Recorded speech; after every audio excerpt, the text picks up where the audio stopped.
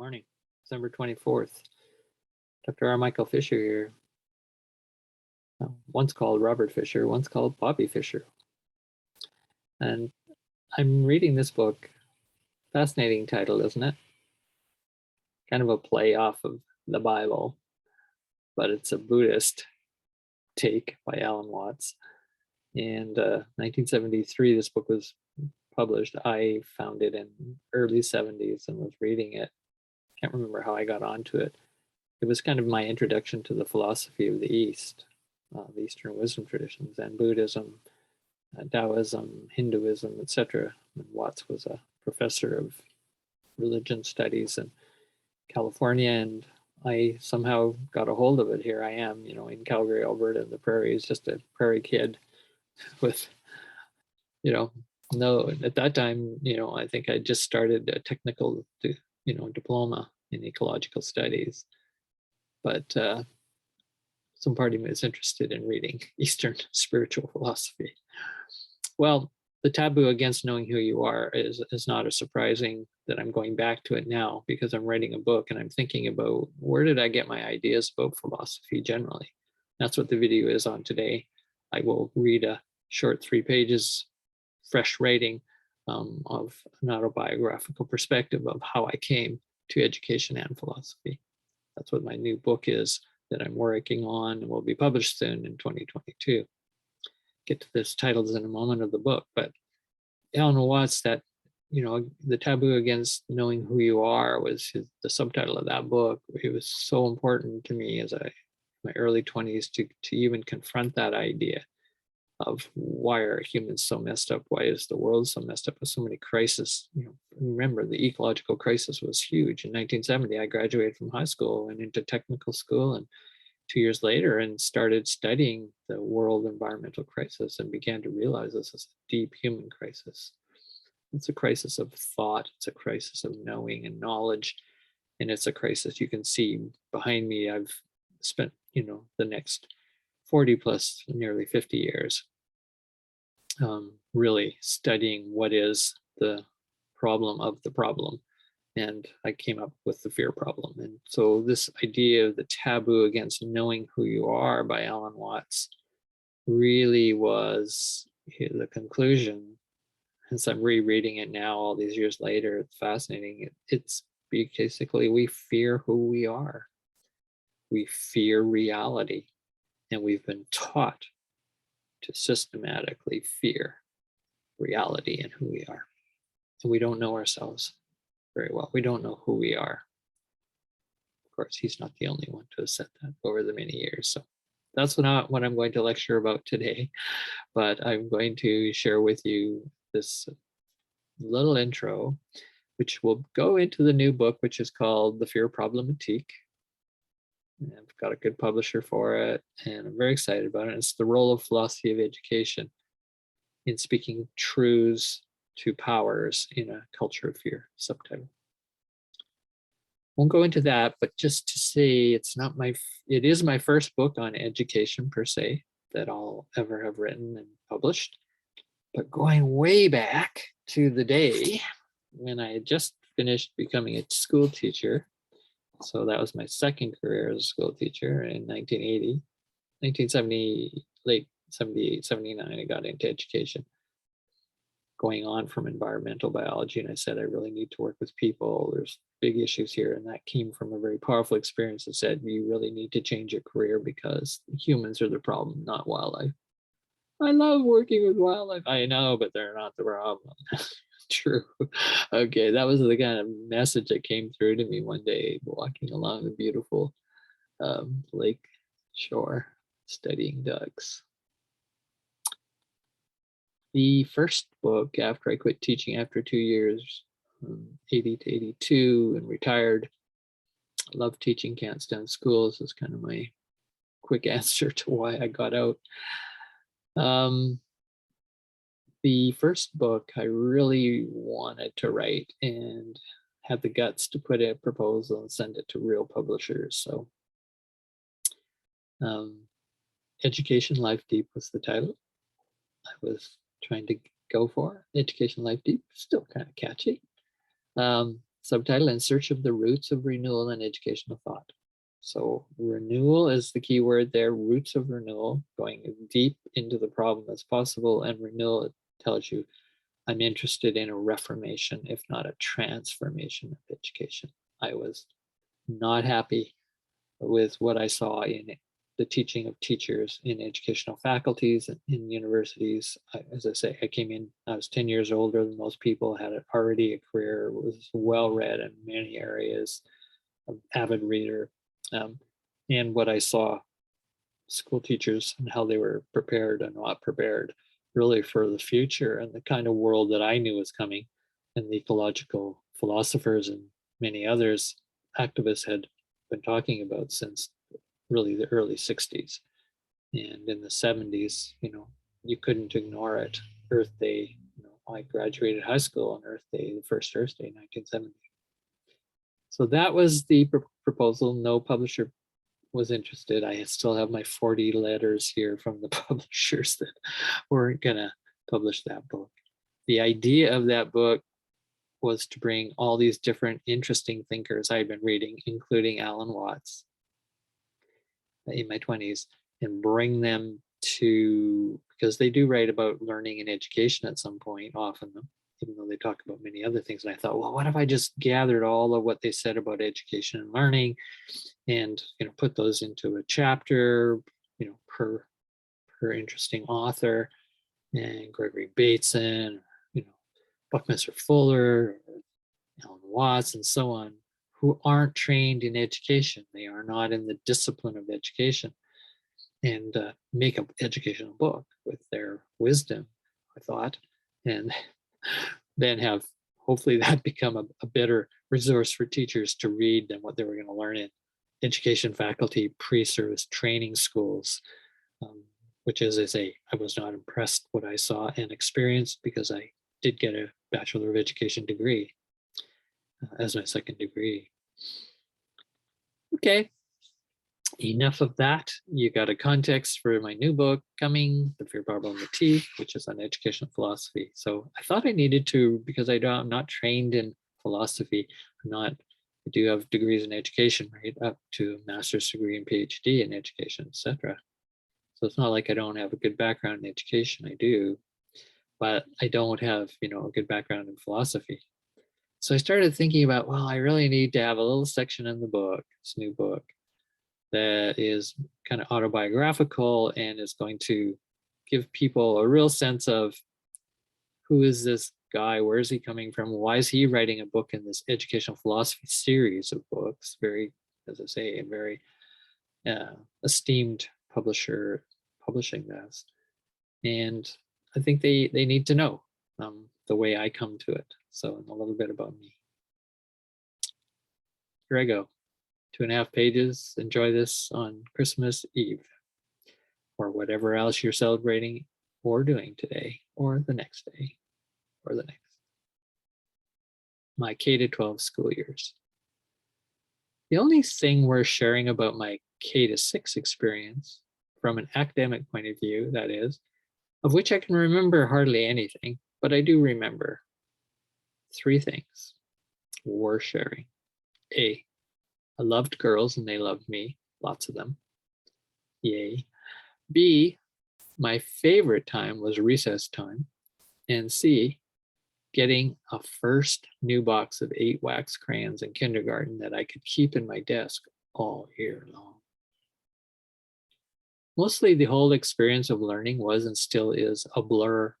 I felt a lot of failure and shame because listening to a teacher's instructions was hard.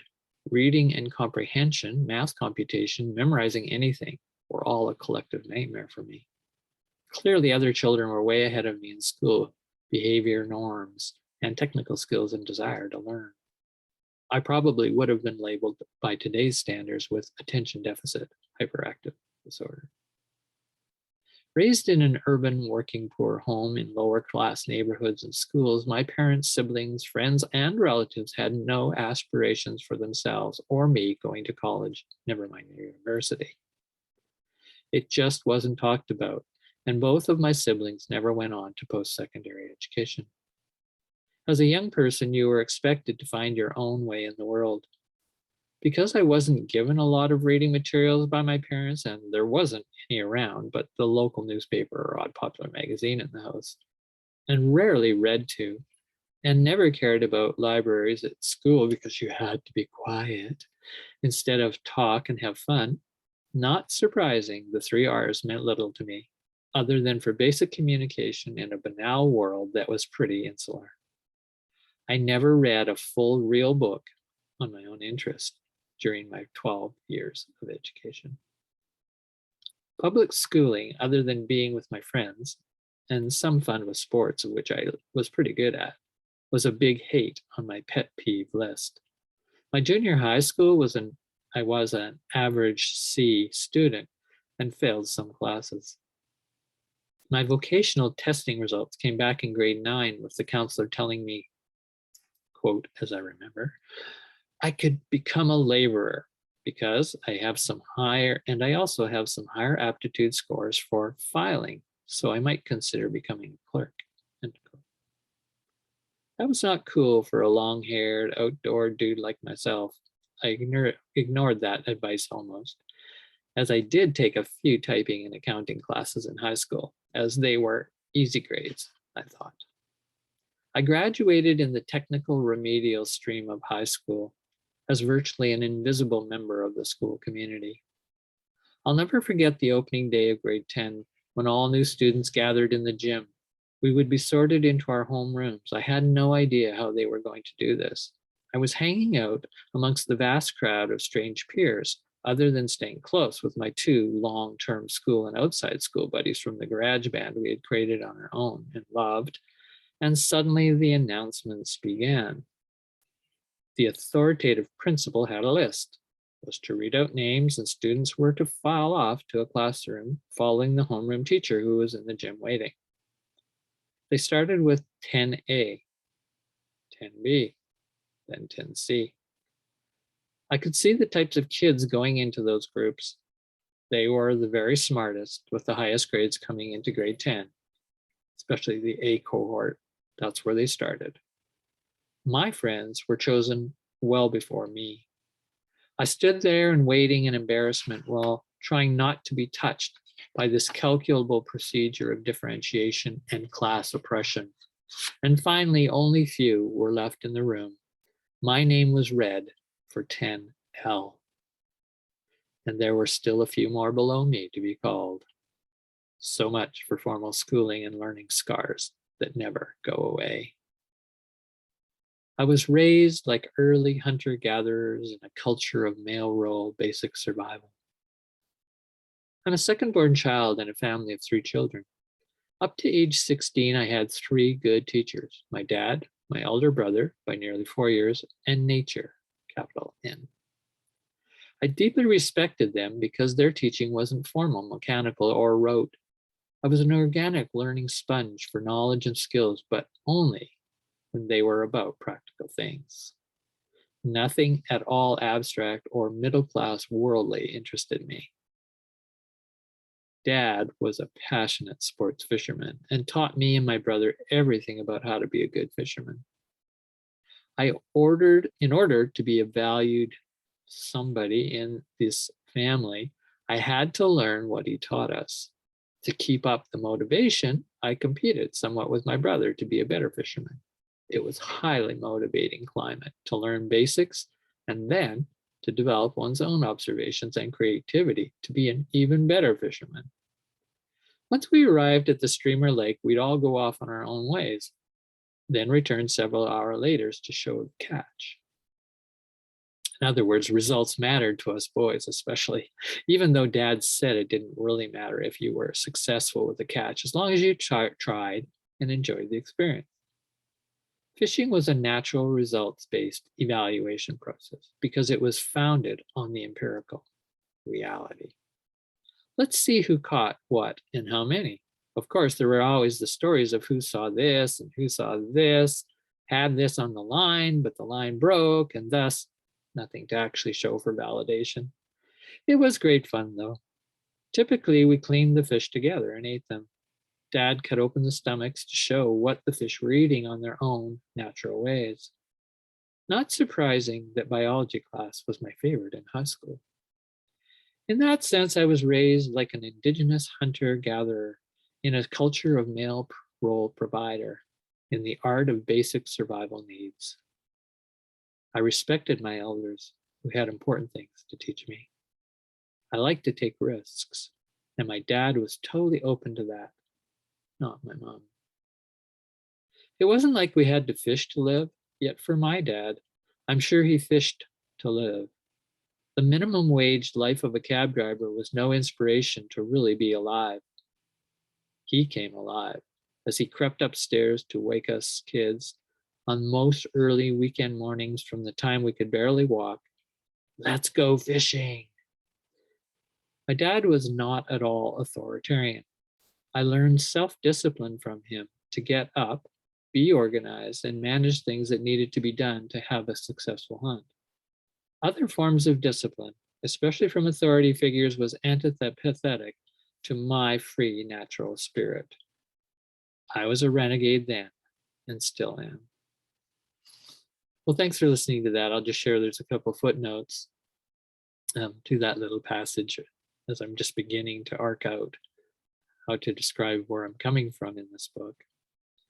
I didn't mean, even though schooling was a hate for me, I didn't mean to say that I actually enjoyed playing school and at home with my friends, with my sister, Linda, and my many cousins, especially when we went to the farm during the summer times.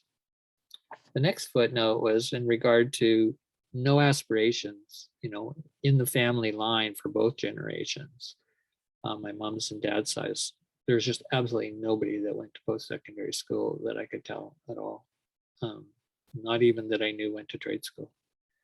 So there were some farmers, for sure, but not that they weren't successful people in life. That's not the point. But I really wanted to say that there were two uncles in the youngest of the boys of my brothers of my father.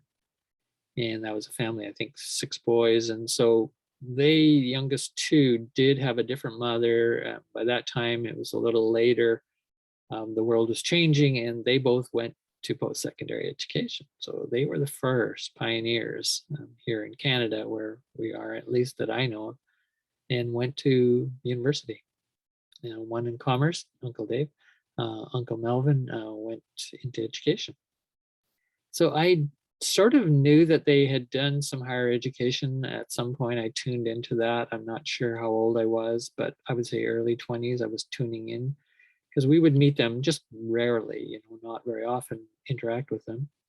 But eventually by my 30s, I started talking to them about education because I had already gone in as well. And so then I learned that he had gone into education, my Uncle Mel, and it was the highest level, a PhD, in fact, and was a professor, University of Lethbridge. So all that was in the back of my mind, I think, helping me and seeding that it was okay that maybe I could do that too. Now, I don't know that consciously. I just wanted to share that little exception to the fact of coming out of a working poor family system that, aspirations for higher education were not, and virtually still are not, very valued. Very practical. So that's it for my reading for this morning. That's a little intro of that background. So I'm glad to share it with you. Enjoy the rest of your day. Thanks.